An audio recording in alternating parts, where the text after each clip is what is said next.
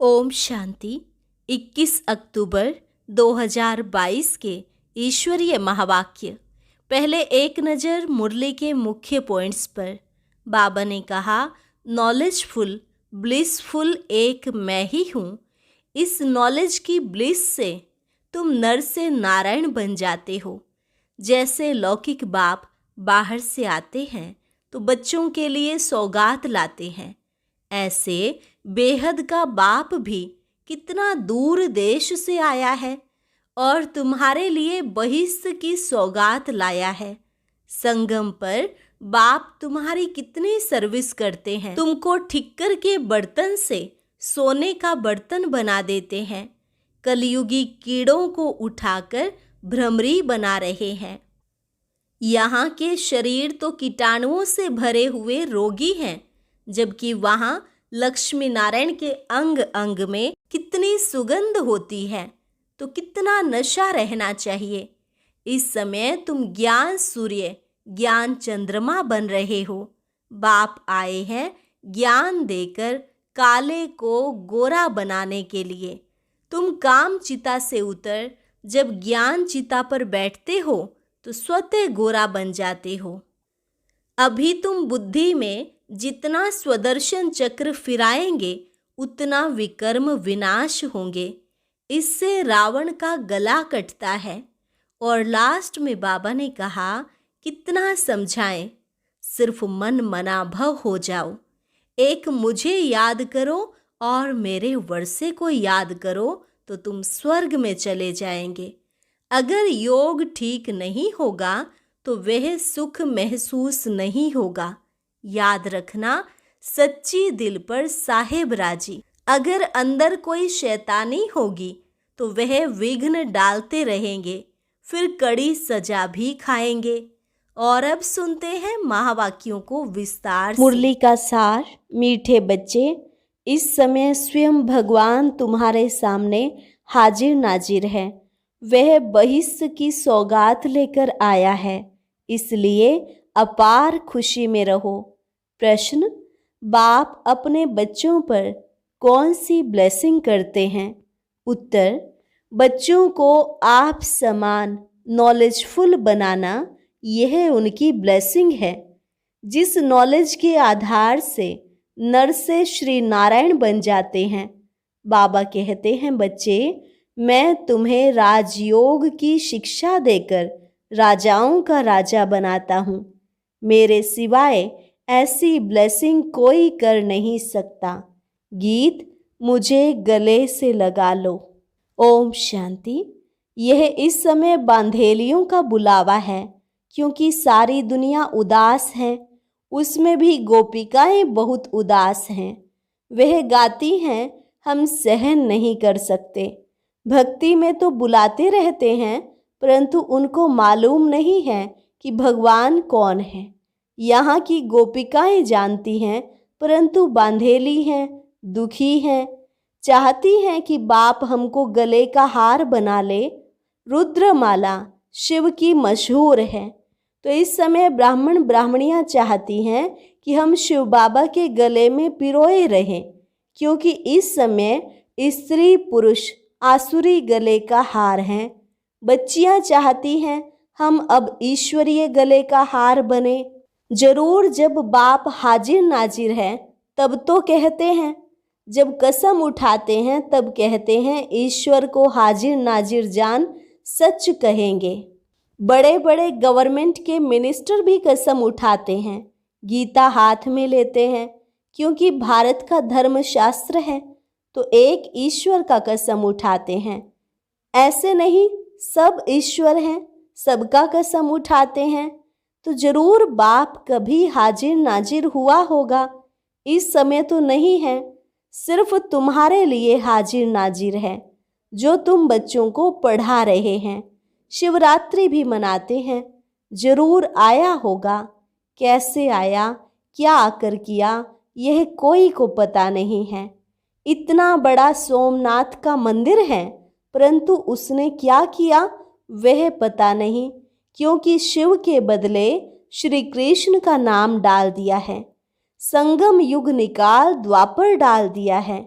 तुम बच्चे जानते हो कि वह निराकार है, उनका मनुष्य जैसा आकार नहीं। अब वह हमारे सामने बैठा है, तुम उनको हाजिर नाजिर देखती हो। बरोबर नॉलेजफुल, ब्लिसफुल है, नॉलेज देते हैं, यही उनकी ब्लिस है। इस नॉलेज की ब्लिस से तुम नर से नारायण बनते हो। वह ब्रह्मा तन से खुद पढ़ा रहे हैं। बाप खुद कहते हैं, लाडले बच्चे, मैं तुमको राजयोग सिखलाकर राजाओं का राजा बनाता हूँ। श्री कृष्ण नहीं सिखला सकते, वह खुद राजाओं का राजा बना है। वह सिर्फ एक श्री कृष्ण या लक्ष्मी नारायण नहीं होगा, यह तो सारी सूर्यवंशी डायनेस्टी है। उनका राज्य अब माया ने छीन लिया है। अब फिर मैं सम्मुख आया हूँ। अब तुम ब्राह्मणों के सम्मुख हाजिर नाजिर हूँ। अब बाप जो इतना दूर देश से आया होगा तो जरूर कोई सौगात लाई होगी। लौकिक बाप जब आते हैं तो कितनी सौगात लाते हैं। यह तो सबका बाप है जिसको इतना सब याद करते हैं। दूर देश से आते हैं तो हाथ खाली थोड़े ही आएगा। बाप कहते हैं, मैं तुम्हारे लिए सौगात लाता हूँ जो कोई मनुष्य ला न सके। मैं बहिस हेवन लाता हूँ। कितनी बड़ी सौगात है। बाबा साक्षात्कार भी कराते हैं। वहाँ कितना सुख है, अंग अंग में सुगंध है। लक्ष्मी नारायण के अंग अंग में सुगंध है। यह तन तो कीड़ों से भरा हुआ है। बाबा कीड़ों को उठाकर भ्रमरी बनाते हैं। यहाँ के शरीर तो कीटाणुओं से भरे हुए रोगी हैं। वहाँ के शरीर कितने सुंदर हैं। मंदिरों में भी कितनी सुंदर मूर्तियाँ बनाते हैं। कितना फर्क है इस समय के शरीर और उन शरीरों में। 5000 वर्ष की बात है।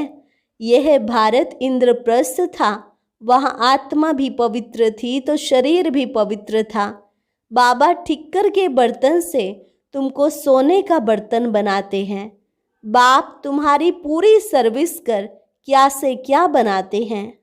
बाप का भी क्या पार्ट है, फिर टीचर और सतगुरु का भी पार्ट बजाते हैं। उनको कोई बाप टीचर गुरु नहीं। तुम्हारे लौकिक बाप का तो बाप टीचर गुरु जरूर होगा। शिव बाबा कहते हैं, मेरा कोई नहीं, परंतु उनके ऑक्यूपेशन का कोई नहीं जानते। जब तक किसको स्वर्ग का मालूम ना पड़े तब तक कोई भी जान नहीं सकते कि हम नरक में हैं। ग्रंथ में पढ़ते हैं, मूत पलीती कपड़ धोए, परंतु अपने को वह नहीं समझते। बाप आया है ज्ञान देकर काले को गोरा बनाने के लिए। इस समय तुम ज्ञान सूर्य, ज्ञान चंद्रमा बन रहे हो। सन्यासी पवित्र प्रवृत्ति मार्ग नहीं बना सकते हैं। वह यह नहीं कह सकते कि हम तुमको राजाओं का राजा बनाते हैं। वह निवृत्ति मार्ग के हैं। डर कर घर बार छोड़ जाते हैं। यहाँ कोई डर नहीं। बाप के पास बच्चे आए हैं, कहते हैं, बाबा हमारे में ताकत है, इकट्ठे रह पवित्र रह सकते हैं। अगर कोई कन्या पर मार पड़ती है तो कन्या को बंधन से छुड़ाकर गंधर्वी विवाह कर सकते हैं। हम जल नहीं मरेंगे, ज्ञान तलवार बीच में रखेंगे। दोनों ब्राह्मण ब्राह्मणी भाई बहन कैसे विष पी सकते। शास्त्रों में भी गंधर्वी विवाह के लिए लिखा है, परंतु इसका अर्थ नहीं समझते। सन्यासी तो कह देते नारी नरक का द्वार है।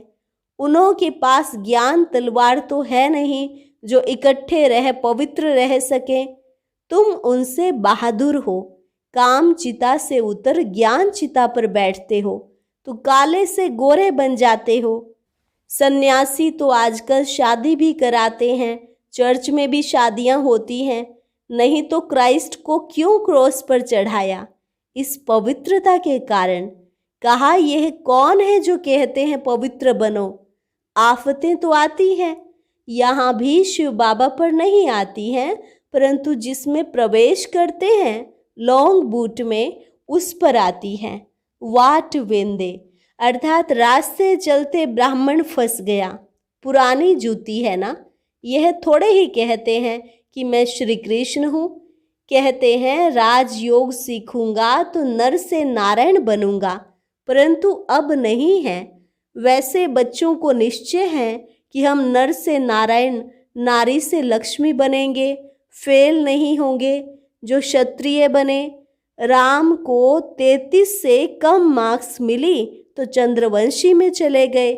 ऐसे तो सूर्यवंशी भी चंद्रवंशी घराने में आते हैं।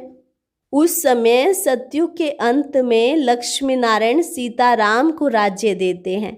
लक्ष्मी नारायण भी पुनर्जन्म लेते लेते त्रेता में आते हैं, रजवाड़े कुल में जन्म लेते रहते हैं। फिर सीताराम नाम चला आता है, लक्ष्मी नारायण नाम खलास हो जाता है। अब प्रश्न पूछता हूँ, स्वदर्शन चक्र कौन सा है? एक दो से पूछा।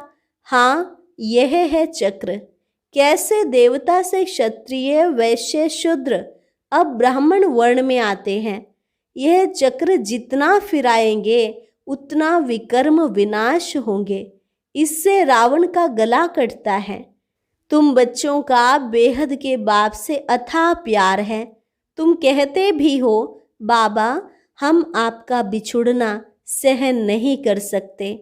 ऐसी बच्चियां भी हैं जो बंधन में हैं, तड़फती हैं, क्योंकि यह है मात पिता। एक तो माता जगदम्बा है जिसको सब याद करते हैं, परंतु जगत अम्बा का पिता कौन है यह किसको पता नहीं कि ब्रह्मा सरस्वती का बाप है। पुजारी लोग यह नहीं जानते कि यह सरस्वती ही फिर लक्ष्मी बनती है, फिर 84 जन्म ले, फिर यही सरस्वती बनती है। यह ज्ञान इस बाबा के पास थोड़े ही था। इसमें ज्ञान होता तो जरूर किसी गुरु से मिला हुआ होता, फिर उस गुरु की महिमा भी करते, फिर उस गुरु के शिष्य भी होते, वह भी बताते। परंतु बाबा का कोई साकार गुरु नहीं है। बाप कहते हैं, मैं तुम्हारा बाप, टीचर, गुरु हूँ। मैं इस पुरानी जूती में बैठ पढ़ाता हूँ। तो यह फिर माता हो गई, इसलिए उनको मात पिता कहते हैं। तो मात पिता जो गाते हैं वह ब्रह्मा सरस्वती को नहीं कह सकते। ब्रह्मा थोड़े ही बैकुंठ को रचता है। बाप तो बाप है और यह ब्रह्मा तुम्हारी मम्मा है। कलश पहले इनको ब्रह्मा को मिलता है, परंतु सरस्वती की महिमा बढ़ाने के लिए उनको आगे रखा है। सरस्वती का नाम गॉडेस ऑफ नॉलेज मशहूर है। विद्युत मंडली वाले भी सरस्वती का लक़ब रख देते हैं। अच्छा, बाबा कहते हैं कितना समझाकर कितना समझाएं, मन मना भव। बस सिर्फ मुझे याद करो और मेरे वर्षे को याद करो तो तुम स्वर्ग में चले जाएंगे। वहाँ भी तो नंबरवार ही होंगे ना। सूर्यवंशी की रॉयल दास दासियाँ भी तो हैं, तो प्रजा की भी दास दासियाँ होंगी। चंद्रवंशी राजा रानी की भी दास दासियाँ तो हैं। वह सब यहाँ ही बन रही हैं। पूछो तो बता सकते हैं कि अगर अब तुम्हारा शरीर छूट जाए तो क्या जाकर बनेंगे। अच्छा, कोई भी बात समझ में ना आए तो पूछ सकते हो। याद रखना, योग ठीक नहीं होगा तो वह सुख महसूस नहीं होगा। शोक वाटिका में बैठे होंगे। स्वर्ग है अशोक वाटिका। सीता अशोक वाटिका में नहीं, शोक वाटिका में थी। अब तो सब शोक वाटिका में बैठे हैं ना। मनुष्यों को चिंता रहती है कि पता नहीं लड़ाई होगी तो क्या होगा। हम तो कहते हैं कि लड़ाई लगे तो स्वर्ग के गेट्स खुलेंगे। अच्छा, याद रखना, सच्ची दिल पर साहेब राजी। अगर अंदर शैतानी होगी तो विघ्न डालते रहेंगे, तो फिर कड़ी सजाएं खाएंगे। ट्रेटर्स को हमेशा कड़ी सजाएं मिलती हैं। यह तो सुप्रीम जज भी है। श्री कृष्ण का चित्र दिखलाकर देखो, इन पर भी कितने कलंक लगाए हैं। इसने ना तो कपड़े चुराए और ना ही कंस जरासंधी को मारा। उसका भी श्री कृष्ण का मुंह काला कर दिया है। अच्छा, बाप दादा तो तुम बच्चों के सम्मुख हाजिर नाजिर है। तुम कहेंगे हमारी नज़र के सामने है, पतित बूट में आया है। भगवान खुद कहते हैं मैंने पतित बूट में प्रवेश किया है, तब तो पावन बने। अब ब्रह्मा की रात है तो ब्रह्मा भी रात में होगा ना, फिर विष्णु बनेंगे तो दिन हो जाएगा। अच्छा, मीठे मीठे सिकिलधे बच्चों को याद प्यार दे रहे हैं। दादा कहो व गुप्त माँ कहो, वंडरफुल राज है।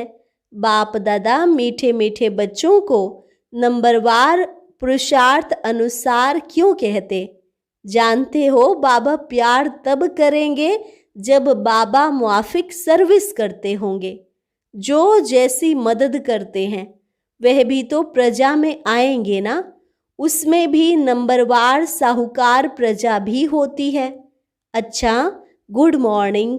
रूहानी बाप की रूहानी बच्चों को नमस्ते। रूहानी बच्चों की रूहानी बाप दादा को नमस्ते नमस्ते, गुड मॉर्निंग। धारणा के लिए मुख्य सार। पहली पॉइंट, सच्चे साहेब को राजी करने के लिए बहुत बहुत सच्ची दिल रखनी है, कोई भी विघ्न नहीं डालना है। सुख का अनुभव करने के लिए अपना योग ठीक रखना है। स्वदर्शन चक्र फिराते विकर्मों को भस्म करना है। वरदान, न्यारी अवस्था में स्थित रहें, हर कार्य करने वाले सर्व के व परमात्म प्यार के अधिकारी भव। न्यारी अवस्था में स्थित रहें, हर कार्य करने वाले सर्व के व परमात्म प्यार के अधिकारी भव। जैसे बाप सबसे न्यारा और सबका प्यारा है, न्यारापन ही प्यारा बना देता है। जितना अपनी देह के भान से न्यारे होते जाएंगे उतना प्यारा बनेंगे। बीच बीच में प्रैक्टिस करो। देह में प्रवेश होकर कर्म किया और अभी अभी न्यारे हो गए। ऐसे न्यारी अवस्था में स्थित रहने से कर्म भी अच्छा होगा और बाप के व सर्व के प्यारे भी बनेंगे। परमात्म प्यार के अधिकारी बनना कितना बड़ा फायदा है। स्लोगन, शुभ भावना का स्टॉक फुल हो तो व्यर्थ को फुल स्टॉप लग जाएगा। शुभ भावना का स्टॉक फुल हो तो व्यर्थ को फुल स्टॉप लग जाएगा। और अभी मातेश्वरी जी के अनमोल महावाक्य, आत्मा कभी परमात्मा का अंश नहीं हो सकती है।